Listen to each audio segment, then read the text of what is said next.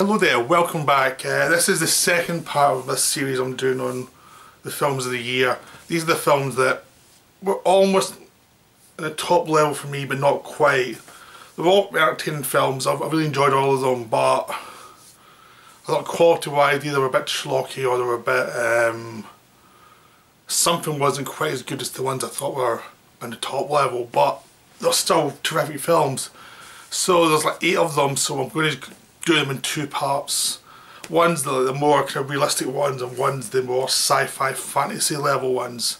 So I'll start with the more realistic ones. These are all kind of have a satirical element to them regarding America. They're very American based, so these are the films are American Made, Get Out, The Belko Experiment, and Brawl on the Vince Vaughn one.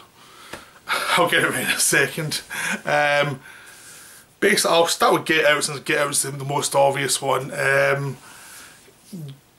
I saw it recently, I didn't see it in the cinema. I enjoyed it a lot. I wasn't feeling that great when I watched it, so that's why it may have been down a little bit, because I don't think I was as focused as I could have been.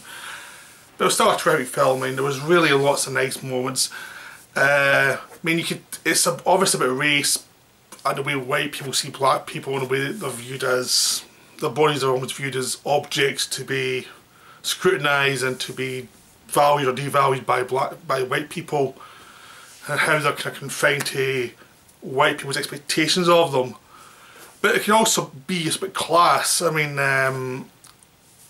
all you have to do is go anywhere with a different class and with the same feelings, the same views of the people in power and the people who are rich. I mean, it's specifically black because of this story, but it could go, there's undertones that could go to different types of oppression, which makes it good because it means it's universal. It's not just, yes, the main thing they're using is race as the subject, but there are other stuff that allows people to get into this. So, because I'm white, I wouldn't get some of that stuff that they're talking about, but I can get the class system stuff that is also read in there as well, so it means I can identify with the main character outside of identifying with a character because you're a human. But there's elements there that make it easier for you to connect with the film. Because I'm from a working class Scottish environment, I can read that into rich English people. You know, there's elements you can read in that you can see, oh yeah, I can identify with that in a different way, but I can see where that's coming from. So it's quite clever that way because it is, well, there's a subject matter, it's universal enough, so it's specific enough so that people can read directly what the director's saying, but it's universal enough so that you're not blocked out because you're white or anything. It's like most people have that experience of power, having views on them that it's not quite who they are. Next is American Made, which is more lightweight. I mean, it's more lightweight than Get Out. I mean, it's a fun movie about a drug dealer who's working for CIA, who's working for a variety of, he's working for Escobar in the 80s, like smuggling drugs into the country, and how he becomes a political football between all these various parties, and how basically he's doomed and he's too dumb to realise. I mean, there's not much depth to it, but Tom Cruise is a lot of fun as a lead character because he plays the idea that the character doesn't think that far ahead, so he thinks he can get away with things more than he actually can.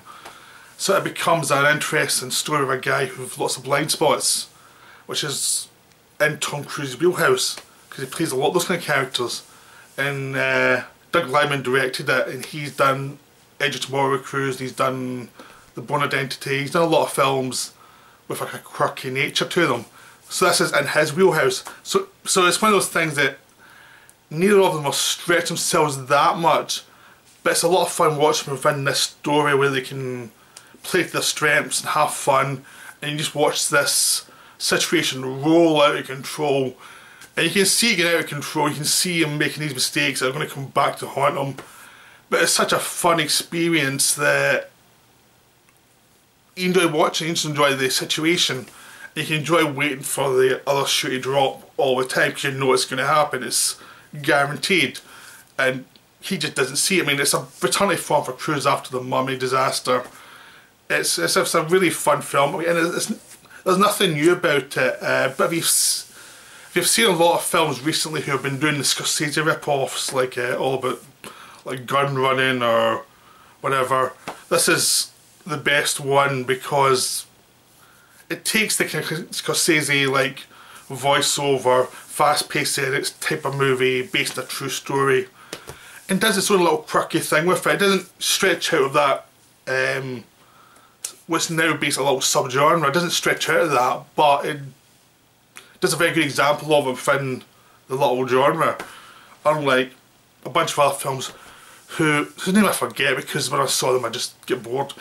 You know, there's been so many Scorsese rip-offs recently. They're trying to do what American Made has done, which is take that general idea of based on true story, fast cut, and they'd always mess it up. They'd always have characters you just hate to be around.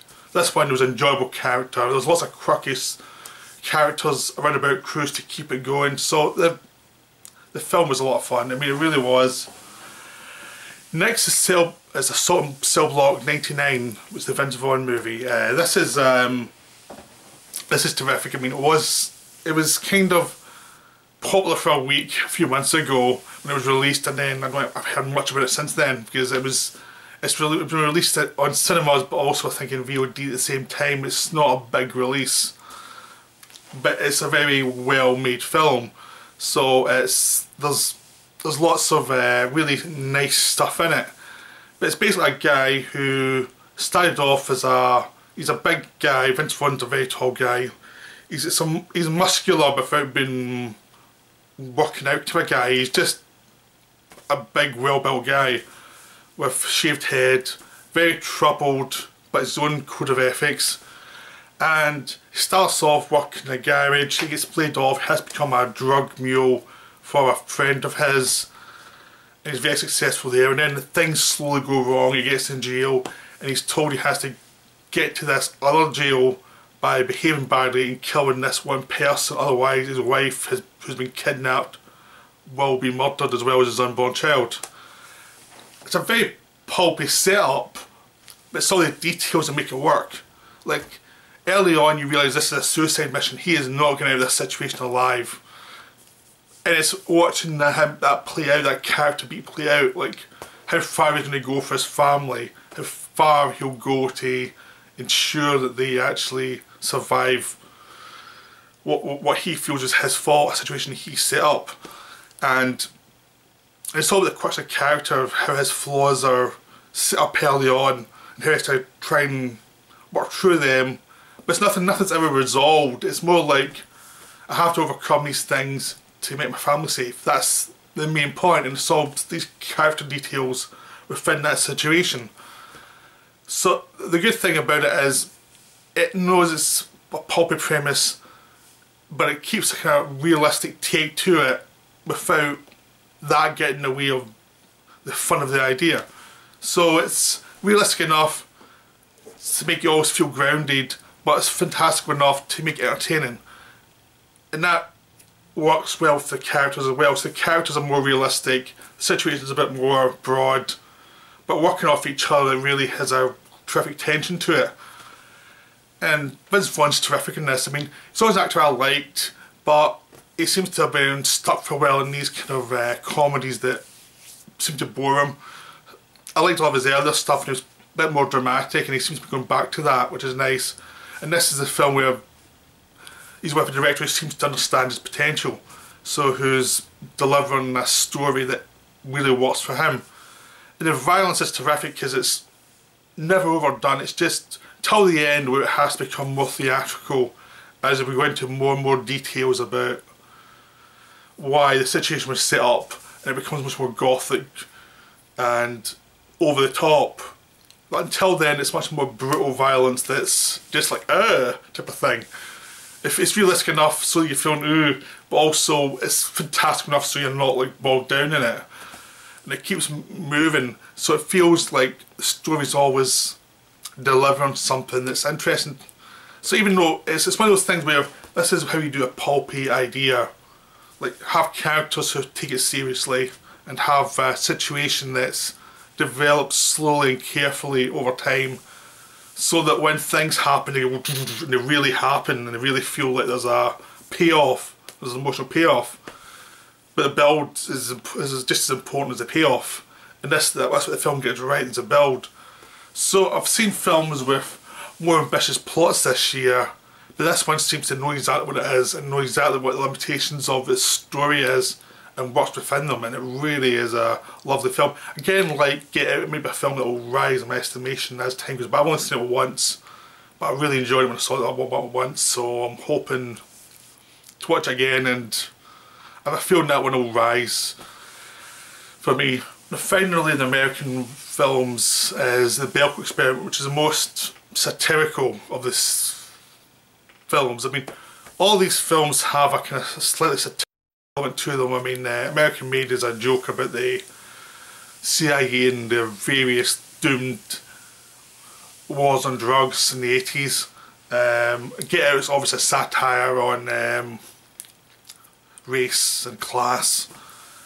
And Assault was funny. It wasn't satirical as much, but it was funny about the idea of how people are taken down by the economy and how the economy is so brutal on people. The Belko Experiment is the cartoonish version of a satire. It's a satire. It's not as specific as any of these other films. It's just a broad, funny movie about these guys trapped, men and women trapped in this office, and they're suddenly locked in, they have to kill each other. Only one person survives, and it's like, who will survive? It's a fun movie. It's just fun. It's just one of those pulpy fun movies. It wasn't that well received, and it's like, I don't quite get it, because I mean, it was obviously a joke. It was meant to be like a dark joke, but a lot of people didn't find it funny.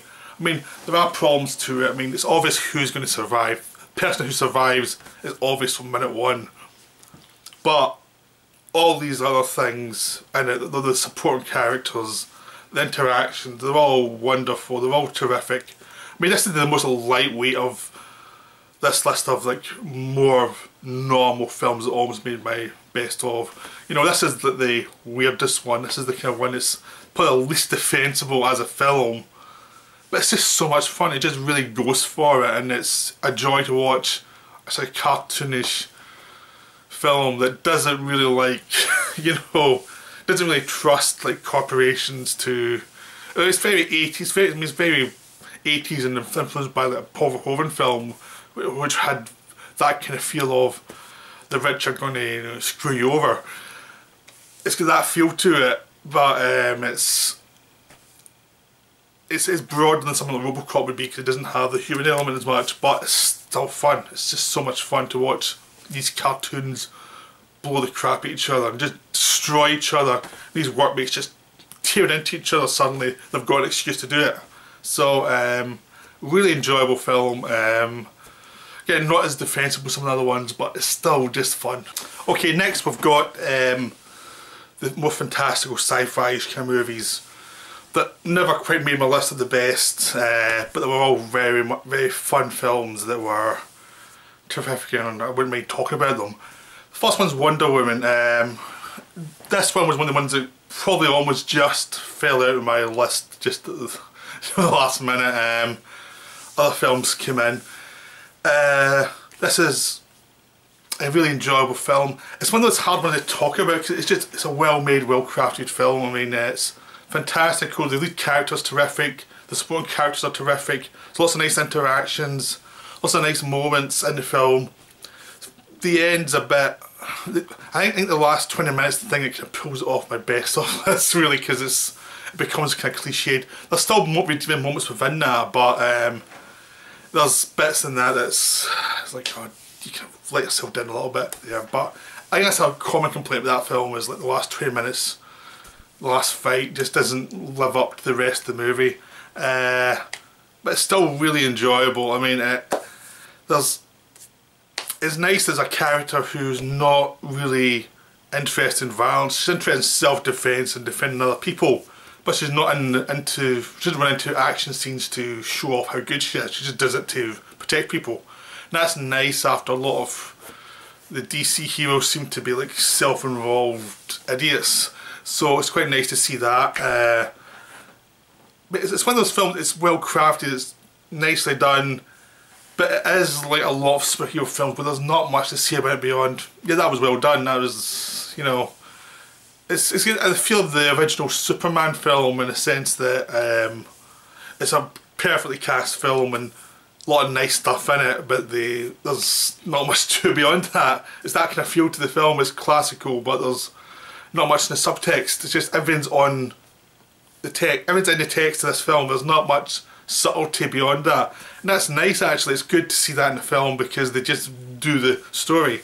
And it's really well directed by Patty Jenkins. It's just nicely done. Everything's nicely done. It's just again, it almost made my top of the year list as just a perfect example of a blockbuster film, but just that last section kind of let it down slightly. Even that wasn't that bad, but it just wasn't quite as good as it should have been. It was just, there's a sudden moment where it goes from this is doing great then to oh, because it was building and building and building. So every time it built, it seemed to have another terrific sequence, built and built and built to the top, and then it went it just was like the last payoff bit was just like the worst bit. It was like, that just doesn't, there's nothing there. It's just like it's a bunch of fight scenes that just are irritating. But there's lots of sequences. There's a bit where they save a town and then later on that town gets gassed. So all these people they'd saved die, and that's terrific. Those are terrific moments. The build up to that is amazing.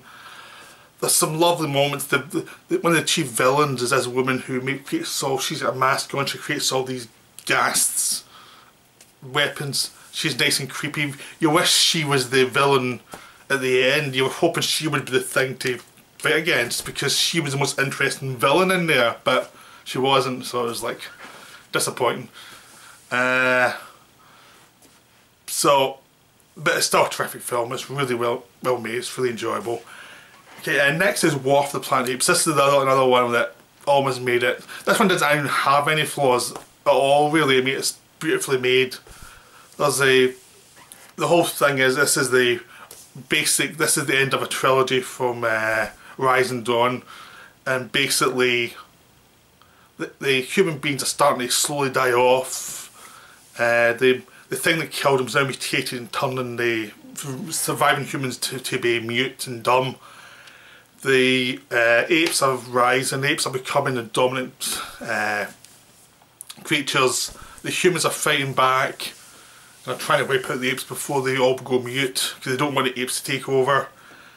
That's the background, but the actual thing is a story of revenge. Caesar, the lead character, lead ape, his family are killed early on in the film, and he's going to get the guy that killed them. And it's he sends most of his people away to a land to survive, and he goes with a small group to try and stop this colonel from attacking them again, and also to get revenge for his family's death. And it's wonderfully slow moving. I mean, it takes its time to establish characters, it takes its time to establish both the apes and the humans, what they want, what they're about, what their flaws are, what their vulnerabilities are. Just beautifully done sequences, and it just keeps building and building to an ending, really. It's just always about what the drawbacks of Caesar's plan, what the drawbacks of the Colonel's plan, because the Colonel's more human than you'd expect to be from the start, because it's really Harrison playing him and slowly you get human like motivations coming from him, because you realise there's more to him than you originally thought. And you see more about Caesar going from someone who's a very humane ape to someone who's driven by revenge, and how he slowly gets beyond that. And it's that high idea was how the apes finally became the rulers of the planet, and how Caesar's period of leadership finally ends, because essentially he gets his people out, he frees people who have been caught by these soldiers, the apes have been caught by soldiers. He gets his people to freedom, to the promised land, away from the humans, but he's wounded and he dies at the end, basically. It's terrifically moving though, it's an earned death, so they really build to it. The only downside of this movie is, like Wonder Woman, it has an overblown ending, where there's a final battle scene that's like, they're too much. You don't really need this. The Steven story is enough. You don't need some of this explosions. You're spending a lot of money in your finale that you don't really need to spend because we've got it from the human interactions. You don't need all these explosions. This is not as bad as Wonder Woman for that. I mean, it's only like a minute here that it's like there's bits where he has to jump through trees and avalanches going on, and it's like, why are you doing that? You don't need that. But it's still a terrific film. It's really well made. It would have been my top films if it wasn't for the fact there was some other really great films released this year that I thought were just more interesting and better. But it's still like, in most other years, it would have been my top films. That's how good this year's been for films, that this one that's objectively terrific, it doesn't make it. Okay, next, the final two are the fun two. Basically, it's Shin Godzilla and King Kong Skull Island. I'll just talk about these two together because these are the fun ones. These are like the Belko experiment. It's like, you can, as films have lots of flaws. I mean, the human characters aren't that well developed, they're just fun. I mean, Shin Godzilla is basically the first new Godzilla movie made in Japan for years, because there weren't many made after. There was a certain point where the American version was getting started to get made, so the Japanese stopped making films for a bit. And there's Godzilla Final Wars in the mid-2000s, mid-noughties I think, that it was released. It was terrific, it was good fun. They've rebooted it now, and you see a new Godzilla come up, evolve into the Godzilla we know and love, and stomp all over Tokyo. It just does what it says, really. It's actually about the humans trying to survive this Godzilla attack and watch all their plans fail again and again.